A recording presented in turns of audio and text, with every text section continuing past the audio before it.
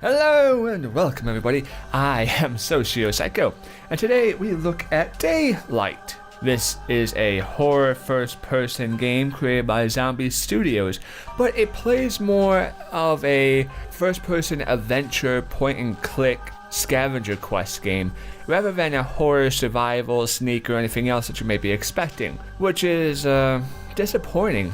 So let's go into the basics here, and we start off with the controls. Now, this is one thing that's really silly. I mean, basic controls, basic layout, okay, no problem, but you can't rebind them?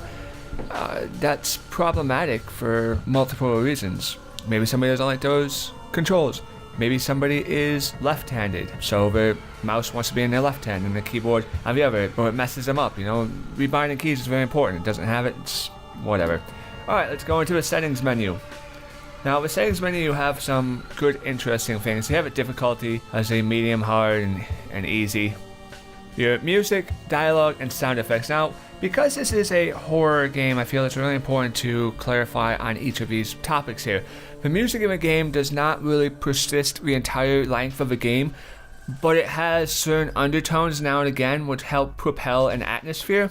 Unfortunately, a lot of the physical aesthetics kind of do the opposite of the game, so it's really unfortunate when the music's trying to propel the game in a suspenseful fashion and the visual aspects of the game really let it down. The dialogue options, there's really only two people that have talked. You have your main character, which is a female, and the things she says are just really annoying and stupid. Now, maybe you may not feel that way, and that's perfectly fine. But she will occasionally just whimper, feel like she's gonna cry, call out to her god, and just really resonate a bunch of patheticness. I mean, I understand you're scared, I get it, you know, you're curious or whatever. If I wanted to hear about that sort of stuff, I'd watch a reality TV show. When I was playing this through, I didn't get scared. You know, my heart rate jumped up a little bit now and again due to some of the jump scares, but my butt never left the chair. And I don't need some woman that's terrified of her own shadow and her dialogue just annoying the shit out of me the entire way through. You know, if the character was a male and had the exact same properties, I would be saying the exact same thing right now. Now, like I said, maybe that's because I'm a man and I can't relate to that. Maybe because I don't scare easily, or whatever the case is. Maybe I'll bug you, maybe it won't, but you'll need to turn down the dialogue options and we're complete. That's how I feel about it, and I'm not gonna hide that from you. Sound effects? The sound effects don't really offer anything amazing or not. Really, the only sound effects that matters, you'll hear a gate close now and again, or you'll hear some shambling, and it's like, oh, well, there's a ghost behind me. Don't turn around, or keep moving forward, or whatever. So, subtitles are nice to have. Mouse sensitivity, vibration, invert camera. When we go into graphic settings, the brightness, there's really not a good in-depth of shadows in this game. The lighting effects aren't anything that really is to be impressed with. And I'm kind of surprised by this, even though it's not anything amazingly large of the options menu in comparison to higher end games, but it has enough that you would think, okay, this is really going to look impressive, or it's going to look something exciting. Screen resolutions, they have many, which is really nice, but the rest of the lightings and the shadow effects and everything else really drop the ball, and it's quite unfortunate. It goes from making you feel like you're exploring in an abandoned warehouse or a hospital or a sane asylum at nighttime to just fumbling around a county fair funhouse with like the mirrors and the clowns that pop out and, ooh, I'm a skeleton that you see in a biology classroom. Yeah.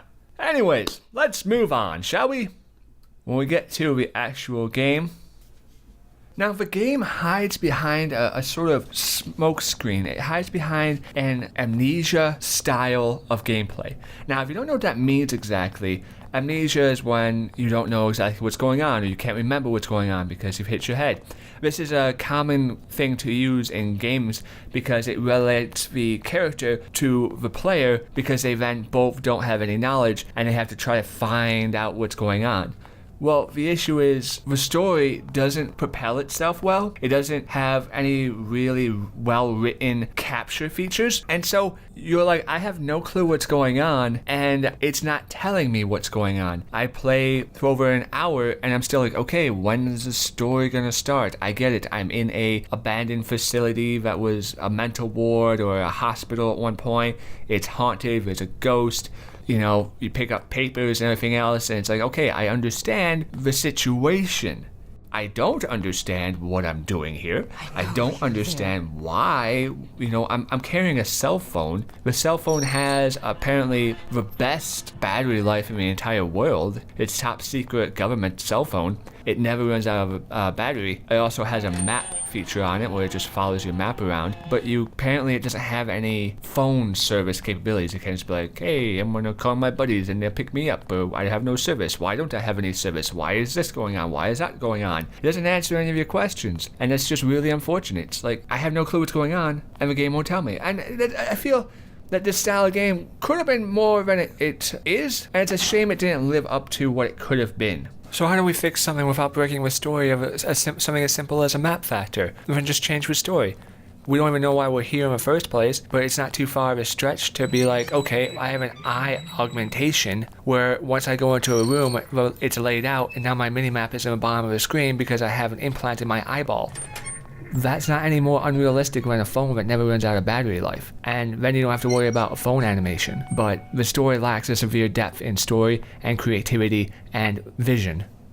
Now, the thing that this game was really banking on, I think, were a concept idea, which I will agree is quite a good concept, is procedurally generated levels. Now, if you ever play hack and slashes, Diablo, Torchlight, whatever, this is something you've come to respect and desire, because that replayability and that playthrough is something that grabs you because it's the same content, but it's in a different format visually, and so you feel like it's different while you're doing the adventure. This game fails in that aspect.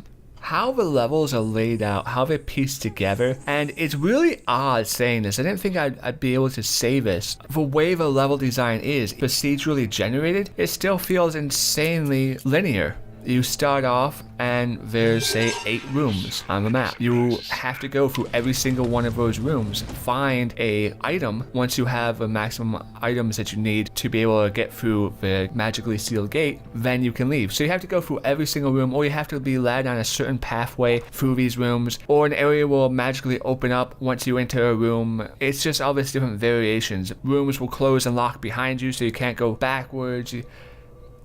And this tied together with how the enemy layout is. And it starts off, your first half hour, you're like, okay, what's going on? It's got reasonable atmosphere. What's the story? How are we going through this? And you'll may come across a ghost. And your first ghost pop out at you and you'll be like, whoa, that just scared me. Or, oh, my heart rate's up. And this goes from being something that you see now and again to something you actually hunt out for. Because in the beginning of each mission, I found that it's very barren, because you're not being hunted, you're not being chased, there is no sneaking, there is no hiding, there is no shadows that you hide in, there is no wall closets you hide in. It's not that style. The enemy does not roam about hunting you. The enemy either knows where you are or doesn't, and it will either pop out and be like, hello, I'm gonna eat you. And you have 2 choices. You either hit your number 2 button, which is a flare. You pop out the flare and it's like, oh, no you're not. I just singed you. Now you're dead. Or you turn away and run away. And by run away, I mean move 20 feet into the next room and keep your back turned to it, and then it'll disappear. Then you can turn around and run away to another direction. It's not impressive. And so when you have that mixed in to a level design, the majority of your level you spend in the beginning wandering around, okay, where are these pieces of paper I need to find? What is the layout of a map? Oh, I found 1 ghost, ha ha ha, that was scary. And then the closer you get to the end of the map, the more papers you collect. So if you need 6 papers to be able to unlock the sealed gate and you have 5, then what's going to happen is you can have a ghost pop out at you every 2 seconds. So it goes from having no ghosts to having an abundance of ghosts. And it's the spectrum that it goes from being insanely small to insanely large, that jump, on top of the fact that they aren't patrolling, they aren't wandering around. They actually know where you are, they're going to hunt you, and they're going to try to chase you down. But it's still very easy to just get away. It's not a problem. And with this categorized into the level design, it's not something that's scary. It's not something that you end up being afraid of. At first you don't see many, so when you do see one, it's like, oh my, it's scary. And then later on, they just flow at you and you run by them and you're like, alright, whatever. They can be jumping out your face, be running all over your place, and you're just running past them or popping a flare, and it doesn't even matter. It doesn't impose upon your ability to play the game. It goes from being something that could be spooky to something that's just as common as seeing a bug. And I guess if you're really terrified of bugs, then it's a bad analogy, but you get my point. Now, the way they've done the game is interesting in its own because it's broken up by levels. They've sort of fragmented it. And because they fragmented the game, because they want to procedurally generate the game in small bits, so you enter map A. Through map A, then you end up going to map B, but they're separate maps. So what happens is that they don't lead well into each other. When you leave map A, it kind of sucks you into map B, which is a new map, and you turn around and there's a wall there or whatnot. It's gone. It's mysteriously gone. You know, where you've been, it no longer exists. This mixed in with the story quality or lack of story quality of the game only helps propel the poor level design. Basically, I kept waiting for the game to start. The more I played, the more I was like, okay, well, when does it actually start? Because it felt as if I was playing a mod map pack by fans. I'm waiting for the game to actually pick up, to entice me, to draw me in, to explain what's going on, give me a reason, give me a purpose. Why am I here? What am I doing? Why should I care? And it never does. You know, it gets so bad that at times you'll hear a noise, you'll hear some chains rattle, or you'll hear a gate open up. Something will happen, and instead of being cautious and careful, now maybe you will be, but for me, I actually ran towards that area because I was like, oh, is something there? Hello, somebody there? What's going on? I was so desperate for a monster to actually be hunting me or actually see something of interest instead of just empty room upon empty room upon empty room with a very cheap horror glazed over feel. And then what you get at the end of a mission is just so many damn ghosts that you're just running past them like, whatever, don't care, get out of my way, you're not even worth my time. And how the ghosts kind of kill you is not anything all that exciting. It's like, oh no, I'm being killed. Oh, I'm dead. Now I have to start over. And now that I've started over, I'm back onto the map again, which is the same map that I was just on. So I know all the rooms, I know all the layouts, I know where I need to go. I spent a good amount of time on one map just trying to find the pieces of paper I need to be able to get the key, because what happens is you need to get the key with pieces of paper, which will unlock the key. Then you take the key to the gate, and it unlocks the gate and puts you onto the next map. I spent a good amount of time just wandering around like I was in a scavenger quest game. It felt more like I was playing a first-person hidden object game than a horror survival game. Now, don't get me wrong, it does have some overtone element of horror, but you could get a lot better feel from different games.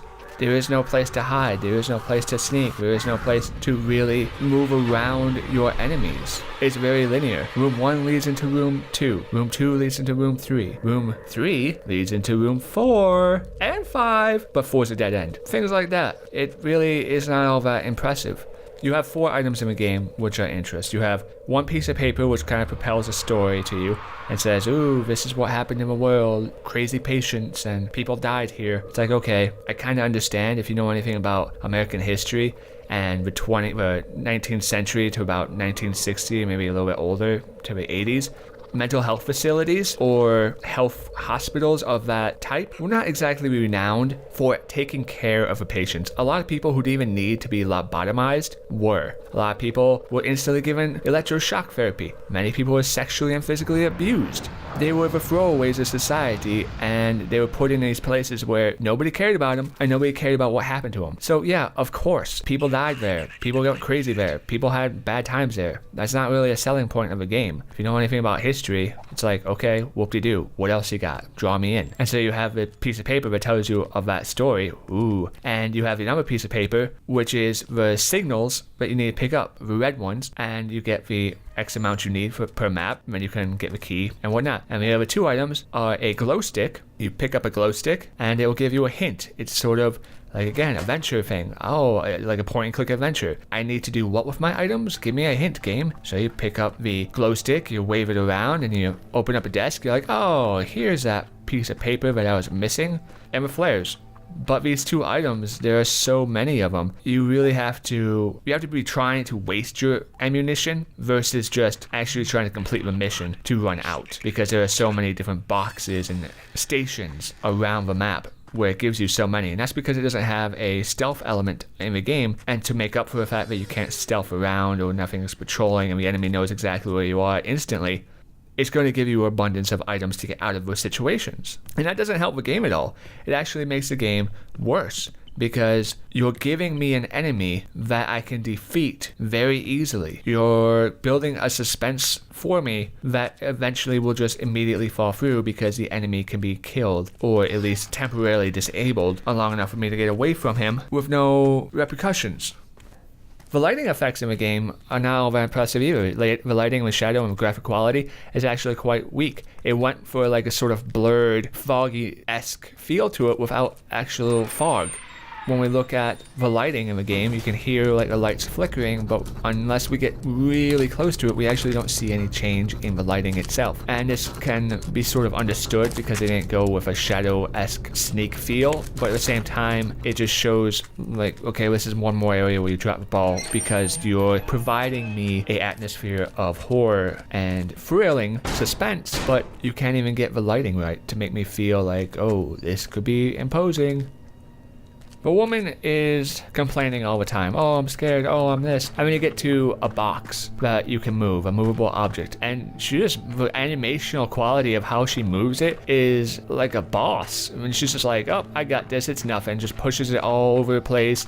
If you can do that with one hand, why are you scared of a ghost? Why don't you just bash through the front door? I mean, the box has no weight to it. There's nothing to it. It's a joke. I don't get it. On top of the fact that another reason why it feels linear is the boxes are cemented into a routine. I can only move a box up one, and then it locks in place. I can't move it to the side and slide it all the way back down. Doing so may actually make me be able to play the game I want to play, be able to jump over stuff. Why are there invisible walls? If I fall down into an area and I can't get out, guess what? That's my fault. That's not a failure of the game. That's my fault. Now, someone would say that, well, that's not properly rewarding exploration. But if I, in real life, go outside and say, I wonder what's in the bottom of this well, and I jump into the bottom of a well and it's dry, guess what? I'm a fucking idiot and I just broke my legs and die. So if I'm in a game and I want to go climb over something and get stuck and have to restart the level, that's my own fault, but it won't let me. Some would argue that, hey, for $10, this isn't too bad, that it can give you the scare that you need. And if there were no other games of the genre out there, I would say, sure, I agree with you. But there are plenty of other scary games out there that you can get for $10 or less. So regardless, everybody, whether you enjoy this game or don't enjoy this game, I hope this has helped, because it's not about me and my personal preference of, hey, this game sucks. Okay, well, why does it suck? Or, hey, this is amazing. I'm a fanboy of the world. Okay, but what makes it amazing? You have to look at both of these facts, and when it piles up to the end of the day, this game just doesn't level out, and it's not worth your time. And I hope this has truly helped you, I really do. And I will see you next time, everybody. For I've been SocioPsycho, and I wish you the best.